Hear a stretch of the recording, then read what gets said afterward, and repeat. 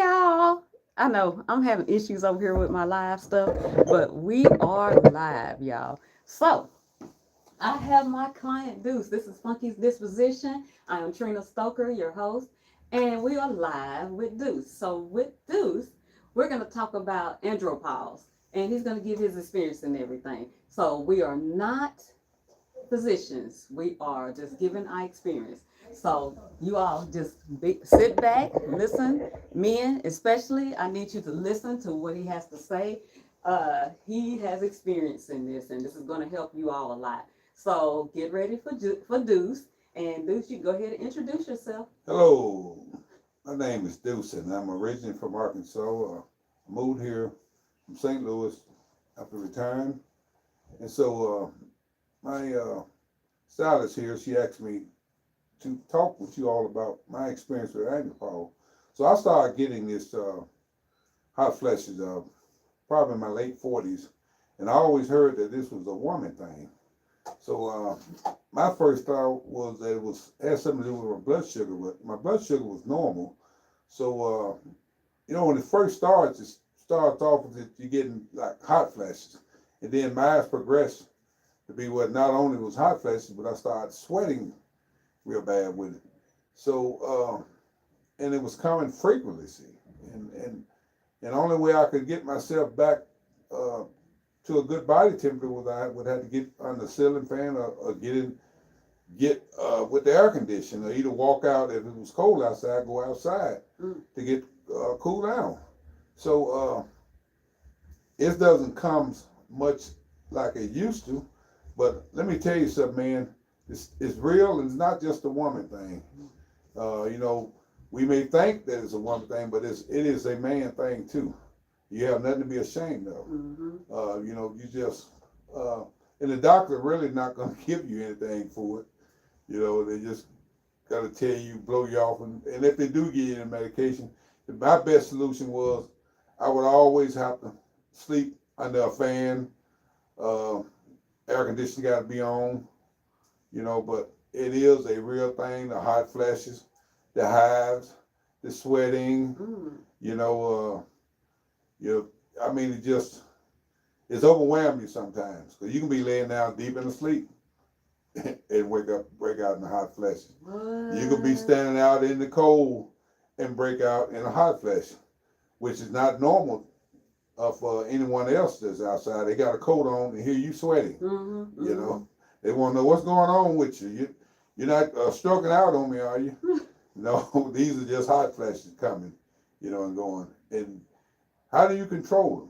That was a good question because I could never fully control them from coming, but when they came, I had a solution, and that was getting my body temperature back cool down because it was explained to me that the body temperature wasn't like you have a gauge inside you, and it wasn't corresponding with your brains.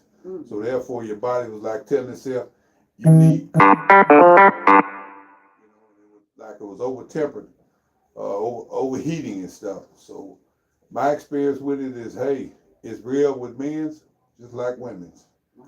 So don't just think this is a woman thing. So did you have to deal with anything like low libido? Was your testosterone low? Did you have to deal with anything like that? Yes, and I'm glad you asked that because I did have to take testosterone shots, because my libido were low. So I did have to go and do that. And that's something your doctor don't want to recommend. You may have to step out and get other medical on that. And I did that through like a health program. It wasn't just strictly with no doctor because most doctors give you a pill, and a pill does not solve that. So what was your experience with low libido? Well, not it messes with if you're a man, it messes with you mental and physical. You're just not your normal self, as a man, and when I say a man, you guys know what I'm talking about. Everything is not gonna work when you want it to work. Right. It's not there. It takes away from who you are, and and what God created us to be. But Mm-hmm. with the right help, you know, it can get you back to a normal function. Okay. Okay. Okay. So to some men, the pecker might not be pecking, y'all. That's correct. Okay. And I know a lot of men, they don't want to talk about that because I know that is a ego thing, and some men are ashamed to talk about that. So I really thank you for talking about that part. Is there any other experience that you experienced with that andropause? Well, and another thing, it affects your mental part too, as Mm-hmm. well. You know, not only just physical, because now you get to thinking that hey, something going on, and you can't figure it out. And like Trina was saying here, you know, me as men's, we don't like to talk about no health issues. We Mm-hmm. like to bury it, Mm-hmm. and when you bury stuff, that's when the mental part of you start getting affected.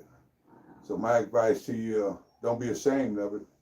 You know, get yourself checked out, talk it over with someone, and get the help that you need. Okay. Okay.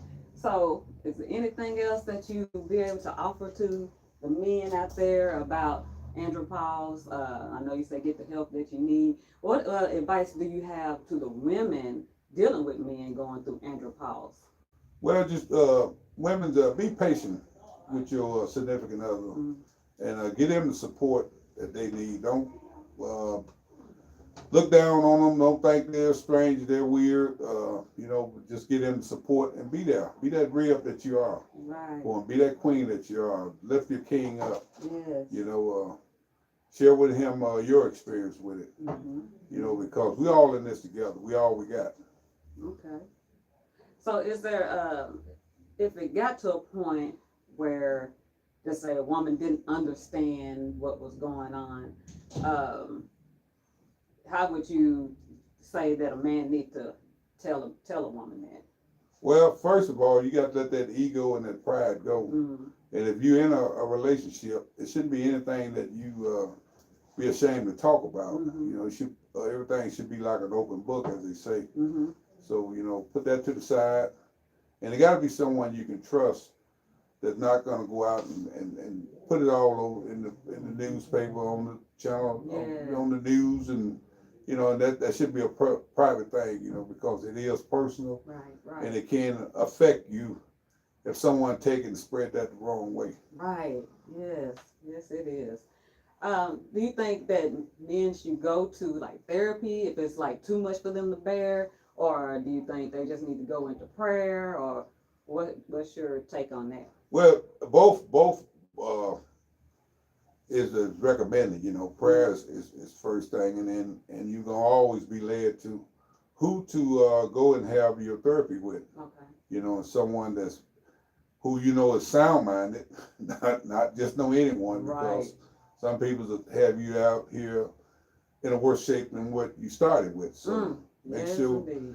individuals that you do discuss it with, they're sound minded, and someone that you can trust with the information that you're giving them. When you took the testosterone, how did it make you feel, and how fast did it work? Well, I had to inject myself Mm. weekly, so it took about 3 to 4 weeks before I actually felt anything working. And let me tell you something. It's almost like giving yourself a youth shot. Mm. You know, because like I said, in my late 40s, I didn't use anything. I didn't take anything. I just kept it to myself. Okay. So I was probably like 55, 56 when I finally mustered up the nerves. That, hey, I gotta go do something Oh because I wow. wasn't functioning as a man. You know, Wow. and I was just there. Yeah. Yeah. So when I went and seeked out, and they told me exactly right what I need to do, and so I jumped right on it. Okay. And my insurance didn't cover it. I had to pay it out of pocket, but it Mm. was worth it. Okay. And you said, did you feel it immediately, or how long did it take? It took me about 3 to 4 weeks. Now, if you're working out and exercising and more of a person who's active, it could work sooner. Hmm. Okay. Okay. Do you think food and lack of exercise uh worsens the andropause, or do you think it's would make it or help it? Well, now anytime your diet is out of whack, you know, it's going to affect any physical part of you. Correct. So if you doing the right diet, consuming the right amount of liquids and the right liquids, and all that will help. Mm-hmm. You know, that'll prolong all the vitals in the body. And sometimes it doesn't come from your diet. It just is a physical thing. So it can work both ways, Okay. you know. Did it affect your sleep? It did because, like I say, I could be laying down asleep and wake up, be wringing wet with sweat, you know, in the heart of the winter, Oh shoes. you know. Oh shoes. So you have to try to sleep is with bare minimum Bare and minimum. to try to get yourself to be comfortable. Exactly. And in the Oh. summertime, it's really worse on you because the heat is already out there, and then you got a flash coming over you like, wow. What? You know, and you trying to fan, and everybody wondering what's wrong with you. You know, Yes. you breaking out, you sweating. You know, Man. and sometimes the anxiety will kick in. Mm-hmm. Mm-hmm. You know, So, I wonder back in the day, like way back in the day, when you see sometimes the men and the women, they slept in different rooms or different beds or whatever. I wonder could that have been part of the reason why they were sleeping in different beds, because it was like, I'm too hot, you need to go over here and I need to go over there. What's your take on that? well, I don't experience sleeping in separate rooms, Right, right. but I experience the part is I like it cold and my wife like it warm hot. Now we do when we at the house we in separate rooms because she got it 100 degrees in her room and I got it right around 50, 60. You know, I don't need anything above 65. You know, Not 100. so you know, so Oh, shoot. So you said nothing above 65? nothing above 65. And even when we ride in the car, Grief. you know, I got my side with air and she got her side with heat. Thank the Lord for dual. You know, Good grief, man. You'll freeze somebody out. yeah. Oh, shoot. So anything else you want to offer to the men out there and to the women out there? Well, one thing, don't be ashamed of it. And like I say, get the help. Mm-hmm. Seek out good sound judgment and wisdom when you're dealing with this. Just don't go with no anyone. And like Trina told you, we're not physicians. We're not someone with that are medical, but we're just giving you our experience with this. And maybe some of you all could relate to it. Mm-hmm. And if we help you, use it. If not, just let it be another something that you watch. Eat the meat and throw away the bones. That's correct. So things like this, you all, where you have a gentleman come on to be able to help you. I imagine if you go and talk to other men, it would be very helpful in your world to venture through this. This is just a part of life. It's not anything that you can like get past. It's just part of it. Do you think it's helpful for other men to be able to bounce these type of ideas off each other so that way they can be able to deal with it? Well, we learn from each other. Mm-hmm. No one is self-taught or anything. You may say I'm self-taught, but your experience comes from what others went through. Mm-hmm. Someone else had the experience in order to bring back the information. Hey, Yes. this is what I experienced with this, and maybe you can relate with it. You know, I always tell everybody, if you read Ecclesiastes, the first chapter, 9th verse, and I'm just going to give you a paraphrase. It said, "There's nothing new under the sun." None. Nothing. I don't care what you think maybe it been. There's nothing new. Everything's been here before us. It was here. It's gonna be here after us. Yes. So Yes. keep that in mind. I would like to look in the Bible to see if they cover anything about andropause or menopause. That would be something to see. That'd be a subject, y'all, that I need to come to y'all back and talk to y'all about, because that is something, because there is nothing new under the sun. So that means this has happened before. Mm-hmm. We have already went through this. We just don't know where. Do you know where it's already in there in the Bible? Well, I can tell you, like the dietary law. You look at Genesis 1 and 29. That was the first dietary law that the Most High gave us, Mm-hmm. And then he extended that dietary law when you go after the flood and you look in Genesis, I think around the 8th, 9th chapter, 10th chapter 1, where he included meat. Mm. And then if you look in the book of Leviticus, Mm-hmm. he got the clean and unclean, Mm. you know, what's good and what's not good. Mm-hmm. And so Mm-hmm. when he telling you about the unclean now, if you eat the unclean, he telling you now, you may not die, but you're going to come up with a lot of these diseases and Mm-hmm. other things that this stuff is carrying, Mm-hmm. and it's not healthy for you. So those instructions in the word, it is very helpful in knowledge, and not with knowledge come wisdom. Right, right. Okay.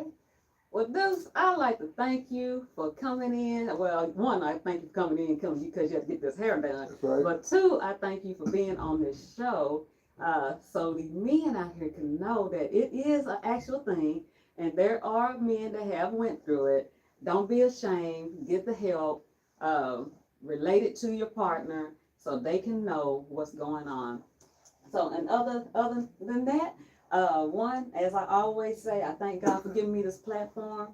And without him, I would be nothing. And with him, I'm everything. So I just want to say thank you all for tuning in and be easy.